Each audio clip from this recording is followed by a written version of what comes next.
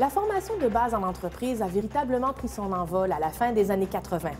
Depuis, les commissions scolaires en font la promotion afin de démontrer comment celle-ci peut contribuer à améliorer la compétitivité des entreprises et fournir des solutions à la pénurie de main-d'œuvre. En augmentant la polyvalence et la capacité d'adaptation des travailleurs, la formation de base devient un atout incontournable pour les entreprises qui vivent des changements. Des recherches démontrent à quel point les programmes de formation de compétences de base en entreprise ont des retombées positives. Ainsi, afin de vérifier ces données, nous avons visité 4 entreprises d'ici. Un important constat ressort de toutes ces entrevues. Les retombées de la formation en compétences de base se font sentir autant pour les entreprises que pour les travailleurs. Que ce soit chez Arneg Canada, Parmala, Industrie Nigan, Fraco ou même chez vous, la formation de base en entreprise est une aventure de laquelle tout le monde sort gagnant.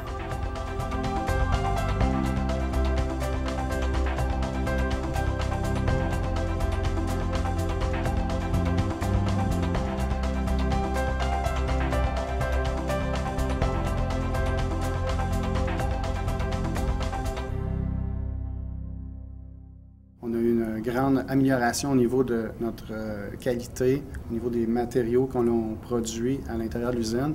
Et aussi, il s'est installé une camaraderie au niveau des gens lors de la formation qui ont pu permettre certains rapprochements ou certains niveaux d'ouverture face aux autres employés.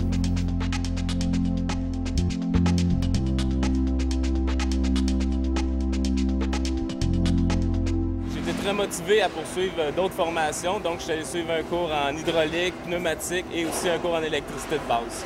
L'informatique, le français et les mathématiques, c'est des compétences de plus en plus nécessaires pour occuper un poste. Parfois, ces compétences-là, ça peut représenter un frein pour un employé dans le choix d'un poste parce qu'il ne les détient pas.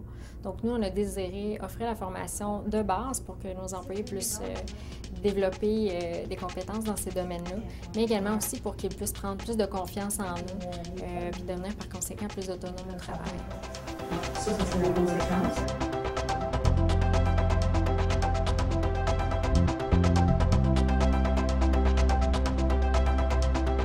À l'usine, j'ai pas de problème. Je suis inspectrice, donc ça n'a pas rapport avec mon français ni mes maths. Sauf qu'avec mes enfants, c'est ça qui était important, parce que j'avais honte un peu de dire à mon fils « je comprends pas ton devoir de 5e année » ou dire à ma fille « je comprends pas ton devoir de 2e secondaire ». Puis là, eux autres, ils savent que j'avais des diplômes, fait que j'étais gênée. Alors, c'est 6 textes cette semaine, encore une fois, qui parlent de l'actualité de la semaine dernière. Et il y a des questions sur le texte. La formation de base, c'est des activités dont l'objectif est d'apprendre à lire, à écrire, à compter ou à communiquer en français jusqu'à un niveau correspondant au diplôme d'études secondaires ou au diplôme d'études professionnelles. Au Québec, 1 personne sur 9 en âge de travailler éprouve de sérieuses difficultés à lire ou à calculer dans diverses situations de la vie courante. Collectivement, nous nous privons ainsi d'une main-d'œuvre qualifiée qui nous aiderait à être une force économique plus importante encore. Bien, la formation de base a permis aux employés qui n'avaient pas complété leur diplôme d'études secondaires d'aller chercher des unités en français et en mathématiques pour ceux qui en manquaient pas beaucoup, mais également aussi de compléter leur diplôme d'études secondaires sans abandonner leur emploi pour s'y consacrer complètement. Au-delà de ça, ce qui est peut-être moins facilement identifiable, c'est qu'on vient développer des capacités au niveau de la communication, au niveau du travail d'équipe, au niveau de la résolution de problèmes, parce que les travailleurs sont davantage en mesure de s'exprimer, d'exprimer clairement leurs pensées. Alors, ce sont des bénéfices qui ne sont pas évidents au départ, mais qu'on identifie très facilement avec la formation. Des études soulignent qu'en fournissant l'opportunité à un employé de compléter sa formation de base, non seulement il améliore ses performances au travail, mais on crée une plus grande loyauté envers l'employeur. Les résultats sont concrets pour les travailleurs. Ils peuvent mieux lire les procédures, les formulaires, les rapports. Ils sont capables de remplir des formulaires, des manuels d'entretien. Ils peuvent mieux communiquer oralement en groupe. Ils savent établir une facture, estimer une quantité. Ils peuvent comprendre les fractions, trouver des pourcentages. Ils savent convertir les unités de mesure d'un système à un autre, par exemple du système impérial vers le système métrique. Et enfin, ils savent mieux rédiger des rapports. Je pense qu'on n'a pas les moyens de ne pas faire ça.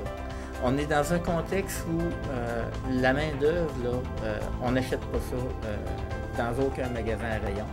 Et puis, on a besoin des compétences qui sont déjà acquises. Donc, si on ne fait pas de formation, on se jette aux ordures nous-mêmes. C'est la clé du succès des entreprises maintenant.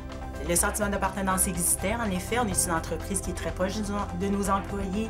On favorise beaucoup la participation des employés.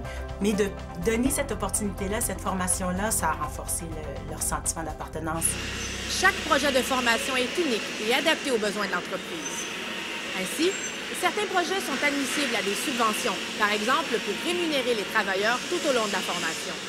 En ce sens, le Fonds de développement et de reconnaissance des compétences de la main-d'œuvre a remis près de 3 millions de dollars en soutien à des projets de formation de base, de francisation et d'alphabétisation. Entre 2007 et 2009, ce sont 107 entreprises qui ont offert de la formation de base à leurs employés. Cela représente 2532 travailleurs dans les 37 grands secteurs économiques. Dans tous les cas, les commissions scolaires sont là pour aider les entreprises à entamer le processus, pour leur fournir de l'information sur les programmes d'aide disponibles et pour les accompagner tout au long de la formation.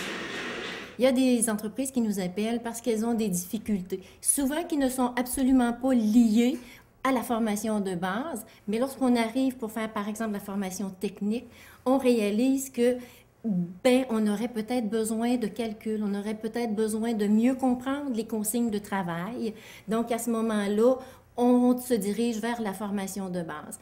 Sinon, on va proposer aux entreprises qui veulent, par exemple, aller vers des développements technologiques, vers du travail en cellule. Alors, à ce moment-là, la formation de base est extrêmement importante. Donc là, on va leur proposer à ce moment-là. C'est très faisable, c'est très facile. Parce que l'une des premières réactions, souvent, des employeurs, des entreprises, c'est la difficulté, la complexité de ce que ça peut poser, le fait d'autoriser les gens à avoir de la formation sur les lieux de travail. Et ça se passe très facilement. Et dans le cas, avec toutes les entreprises avec qui on a travaillé, règle générale, c'est ce qui revenait à la fin de la formation. Au départ, eux, comme les employés, ont une crainte à savoir, bon, est-ce que ça va être une surcharge de travail? Parce que, bon, évidemment, leur mission n'est pas la même que la nôtre. Est-ce que ça va représenter des coûts additionnels, ce qui n'est pas le cas? On va expliquer tant aux dirigeants d'entreprise, aux syndicats ou au comité de relations de travail qu'aux travailleurs les bénéfices de la formation de base. On va également faire les recherches au niveau du financement parce qu'une telle formation se doit d'être financée et il y a de belles possibilités. On a eu aussi un syndicat qui a été ouvert, qui nous a cru lorsqu'on a dit que notre but n'était pas de congédier, mais plutôt que de rehausser les compétences de nos gens, qu'on avait des bons employés, qu'on voulait en faire encore des meilleurs employés. Tant qu'on a bien expliqué, les gens ont été très réceptifs. Je dirais même qu'on a été surpris du nombre de personnes qui ont adhéré au cours, qui ont voulu participer à ça. Les conseillers en formation des commissions scolaires peuvent vous renseigner sur les divers éléments qui facilitent les projets de formation. Par exemple, tenir les sessions sur les lieux de l'entreprise ou encore avant ou après les quarts de travail. Bien souvent, l'implication d'un conseiller en formation permet aux entrepreneurs de mieux comprendre les besoins en formation de leur personnel et ainsi contribuer à l'atteinte d'un véritable succès sur tous les plans. La commission scolaire s'est déplacée ici pour voir les besoins qu'on avait au niveau formation et lors d'évaluation du besoin, on s'est rendu compte finalement que les gens avaient besoin d'une formation de base en mathématiques. Et par la suite, on a permis aussi aux gens de faire une formation générale pour pouvoir terminer leur secondaire ou du moins avoir une équivalence. On a décidé de rehausser, de se préparer pour le futur parce qu'on était dans un mode très traditionnel. Et puis, on savait qu'on allait implanter de plus en plus de haute technologie, implanter des systèmes de gestion, des systèmes comme SAP, pour être capable d'entrer la production sur les lignes de fabrication directement, là, à la fin des lignes. Et puis, on n'avait pas le personnel pour ça. On avait un paquet de bons employés compétents, mais qui ne détenaient pas ces compétences-là. La commission scolaire des Hautes-Rivières a été très disponible pour répondre à nos questions quand il s'agissait de la planification, mais aussi pendant que la formation se donnait, ils ont fait montre de beaucoup de flexibilité. Quand on a voulu ralentir la formation, ils ont été d'accord. Quand on a voulu l'accélérer, donc rajouter des journées de formation, ils n'avaient pas de problème avec ça non plus. Ils étaient très ouverts à ça. Les avantages ne sont pas tous facilement identifiables. Si on peut parler d'une meilleure rentabilité, d'une efficacité accrue ou d'une plus grande loyauté du personnel envers l'entreprise, il y a certains bénéfices que les entrepreneurs n'avaient peut-être pas prévus.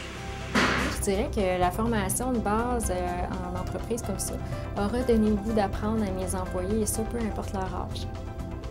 Cette formation-là nous a permis d'avoir un personnel compétent qui est capable de faire fonctionner toute la belle technologie à son meilleur.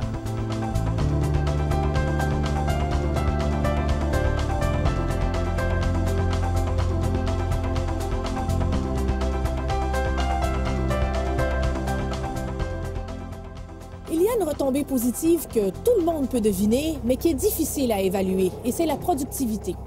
En 1991, une étude sur la formation en compétences de base des employés des boulangeries Weston a permis de démontrer une augmentation de 20 % de la productivité. L'étude commanditée par la Fondation pour l'alphabétisation ABC Canada en 1997 relate quant à elle que 80 % des répondants attribuent certaines augmentations de la productivité dans leur entreprise à la formation de base. Votre entreprise continuera d'évoluer d'ici 5 ou 10 ans, mais où serez-vous si vous négligez la formation de base de vos travailleurs?